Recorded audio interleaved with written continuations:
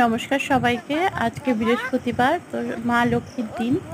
তো সকাল হয়ে গেছে, সকাল এখন 6:15 বাজে। ঋষভ আজকে স্কুল যাবে। সকালে যেহেতু প্রচণ্ড গরমের জন্য সকাল স্কুল করে দিয়েছে, তো ঋষভকে স্কুলের গাড়িতে তুলে দিয়ে এসে তারপর আমি স্নান করব। ঘরের কাজবাজ সব হয়ে গেছে।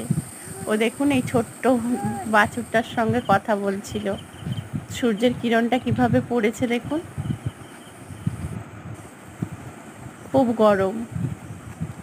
সূর্যের প্রথম কিরণের সঙ্গে মানে ওয়েদারটা খুবই গরম। ঋষভকে ছেড়ে দিয়ে চলে এসছি, মানে ওই তো নিয়ে যাচ্ছি, দেখতেই পাচ্ছেন। এই দেখুন, ও পায়রাগুলো দেখে বলছিল মা ওই দিকটা একবার ফোনটা ঘোরাও, আর একটা জিনিস দেখাবো। এই নদীতে, মানে খাল বললেই ভালো হয়, এই খালেতে শালুক ফুলের গাছ আছে। আর এখানে একটা বেগুনি কালারের শালুক ফুল আছে। এখন দুপুরবেলা ঋষভের স্কুল থেকে ঋষভও চলে এসছে। ঋষভকে দিয়েছি ভাত, শাক ভাজা আর সয়াবিনের তরকারি, যেহেতু আজকে নিরামিষ। আর ওর কপালে ভীষণ রকম ঘামাচি বেরিয়েছে গরমের জন্য।